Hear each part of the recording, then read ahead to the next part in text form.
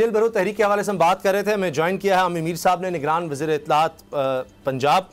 आमिर मीर साहब, जिस तरह से अभी हम देख रहे हैं कि जेल भरो तहरीक चल रही है, मुख्तलिफ जगहों पर लोगों को ले जाया जा रहा है गिरफ्तार करने के बाद, ये बताइए कि खैबर पख्तूनख्वा में तो हमने कोई गिरफ्तारी नहीं देखी, लेकिन ये पंजाब में गिरफ्तारियाँ हुई हैं। आप इस मामले पर क्या कहते हैं? ये तो खान साहब बताएंगे कि केपी में क्यों गिरफ्तारियां नहीं हुई। वो तो उनका स्ट्रांग होल्ड था और वहां पे सबसे ज्यादा लोगों को गिरफ्तारी देनी चाहिए थी। तो इससे जाहिर होता है कि जेल भरो तहरीक जो है, खान साहब की तैयारी कोई नहीं थी।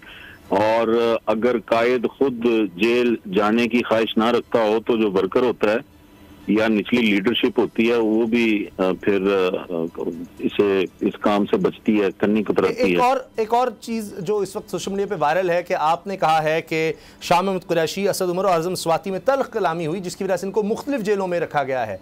ये बात दुरुस्त है? नहीं, ये तो नादिया नकी का प्रोग्राम था डॉन टीवी पे, उसमें उन्होंने पूछा था कि इनको अलग-अलग क्यों रखा गया है। तो मैंने उन्हें बताया था कि कोट लखपत जेल में गिरफ्तारी के बाद इनको पहले दिन वहां रखा गया था रात को, तो उधर इनका आपस में तल्ख कलामी हो गई थी। तीनों जो हैं ये एक दूसरे को ब्लेम कर रहे थे कि तुम्हारी वजह से मैं फंस गया हूँ। उसकी तस्दीक खुद आजम स्वाति कर चुके हैं। उन्होंने परसों ये कहा है और उसकी वीडियो सोशल मीडिया पे वायरल है और टीवी चैनल्स ने भी चलाई है, जिसमें आजम स्वाति ये कह रहे हैं कि मैं तो सिर्फ देखने गया था और मुझे इन्होंने बिला वजह पकड़ लिया। हालांकि एक और वीडियो गिरफ्तारी के रोज की भी वायरल है, जिसमें वो ट्रक में बैठ के शाह महमूद और असद उमर के साथ विक्ट्री साइन बना रहे हैं।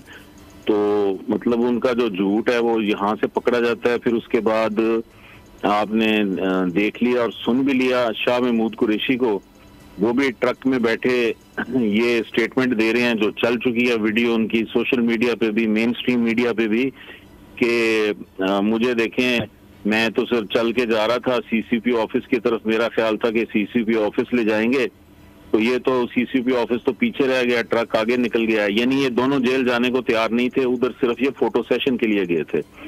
तो ये जो मैंने बात की है उसकी कंफर्मेशन यहाँ से हो जाती है। अगर आपको ये वीडियो पसंद आई तो सब्सक्राइब करें और बेल पर क्लिक करें।